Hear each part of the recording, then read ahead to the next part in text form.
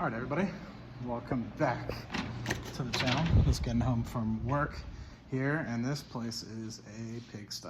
Wow, I need to clean this up. But anyway, hope you guys are having a great day. Hope you guys are having a great start to the trading week. Let me just take off my jacket here. So, have a new strategy for you guys. Just been thinking about this one and trying to come up with a good way to go ahead and proceed to do it. And had an extensive conversation with Hot Dave and GW. And with that, I'm going to be providing you guys a spreadsheet that you guys can use to help model something like this for yourself. But in the meantime, it's a 3-fund approach. And I think before I go off on some sort of tangent, which I like to do, the objective obviously is to get myself to a place where I can balance growth as well as dividend income. Now, of course, you guys have been very observant, knowing that I've taken about a year's time off from focusing heavily on the dividend side of things. Alexa, turn on all the lights. And with that, we've seen, I guess, a little bit more growth in the portfolio, but of course, that means that we've kind of stagnated with respect to the fact that we no longer, I guess, are seeking exclusively dividend income. So with that, we've gotten to the place where we are trying to get back a little bit into the dividend growth side of things. Sorry, I'm lighting a candle. You guys know I'm obsessed with candles. And so now we're trying to get more in a balancing act. So that being said, we're looking at more of an S&P 500 and balancing some of these covered call ETFs. So I've come up with something called a 50-40-10 sort of approach. So what that means is 50% of the money is going to be going into an S&P 500 fund. I'm not going to be selling everything right away, but as things seem appropriately valued, let's just say Pepsi, Johnson & Johnson, which are pretty much appropriately valued at this point, I'll be probably taking some profits on those things and moving them into this sort of 50-40-10 sort of strategy. So 50% S&P 500, more specifically SPY, 40% being in XYLD to get a little bit more of that covered call ETF income, and then 10% going in RYLD. So the hope is that we get a little bit of balance, get a little bit more than 50 to 75% of the growth out of the S&P 500, because of course we're going to have the underlying XYLD be in the S&P 500. We're going to have 50% of this money going into the S&P 500. So we'll have anywhere between 50 to 75% the returns of the S&P 500 with a little bit extra dividend income kind of going forward. So that at the moment yields about 4.92% as of August dividend yields. So pretty good, right? So not like the extensive 8 to 9% yield of the XYLD or 12% of RYLD, but a balance, right? So more in line with where I'd want to be. I think this is prudent because just off the cuff, right? If I were to take the $730,000 that I have in control, not including 401k and pensions, right?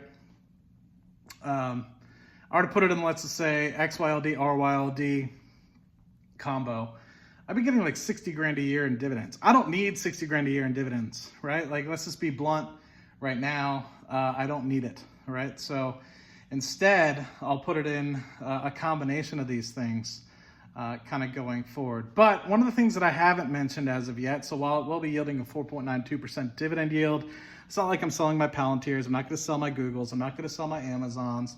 It's literally just going to be the dividend plays that are in the S&P 500 as a whole. Now you might say, well, Matt, Google and Amazon are in those. I get that. I respect that. But this is more so to try to aim to an eventual 70 to 80% target weighting. Now, of course, this is just temporary to the place where I get to say $4,000 to $5,000 a month in dividend income. Once that $4,000 to $5,000 in dividend income kind of comes back, I'll probably weight it more like 55% SPY or 60% SPY and slowly start to choke back in the XYLD, RYLD income. Now, reason for that being is these income funds or covered call ETFs are more of like a the way I like to put it, like a short-term fix, right, for dividend income. If we had unlimited money, if we had basically all the money that we needed in the world, we weren't literally just trying to make up a shortfall in dividend income, we just probably put it all in SPY, or we'd put it all in VTI, right? With the 1.2% dividend yield that the SPY is giving right now, maybe it's 1.3. Because hell, we'd be able to get the returns of the market and we'd get our little dividends too. But because we have a shortfall in this dividend income and because we don't have unlimited money, we cheat a little bit, right? You and me cheat a little bit. We try to get our excess shortfall up by investing in these covered call ETFs, right? That quintuple or sometimes, multiply by 7 the returns in terms of dividends of the S&P 500. So that being said, once we get to our $4,000 to $5,000 a month, we can relax a little bit, right? We don't need to cheat as much. So we can either start slowly moving those funds into a VYM or an SCHD or something that more so replicates the returns of the S&P 500, a little bit less dividend yield, but overall gets you to the same sort of goal of eventual growth, right? So that's just where my head is at, right? Now, of course, if I had unlimited money, I'd just literally do like 80% of my portfolio in the S&P 500, the other 20% in high conviction growth stocks that I truly love, Palantir, Google, Amazon, Virgin Galactic, Bitcoin, the like, right? But I'd still need to have that internal security of dividends coming in. So until then, I'm going to use this 50, 40, 10 sort of strategy. What I will do is go ahead and I'll make a quick spreadsheet for you guys to download in the description.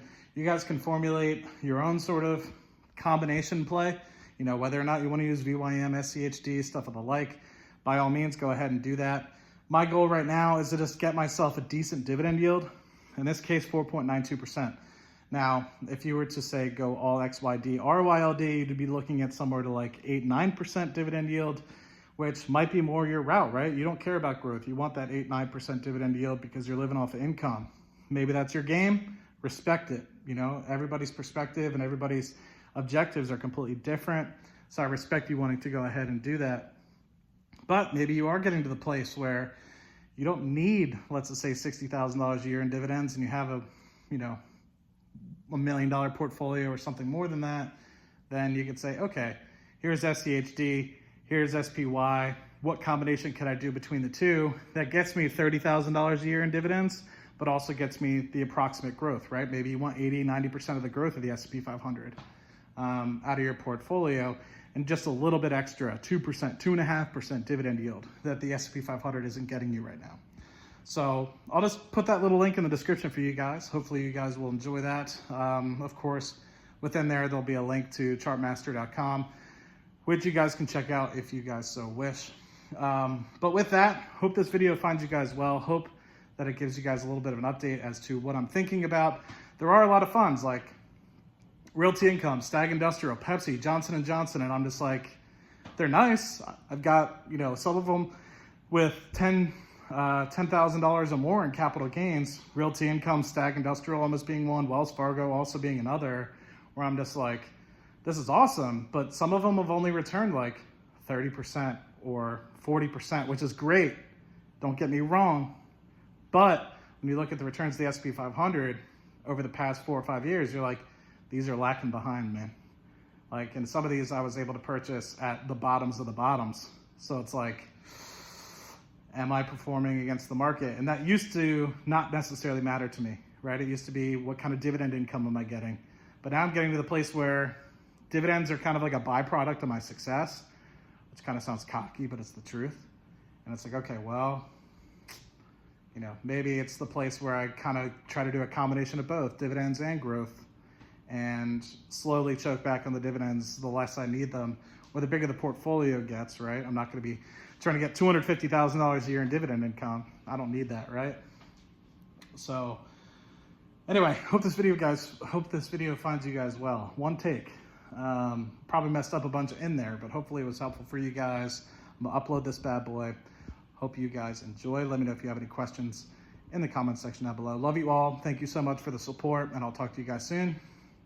Cheers.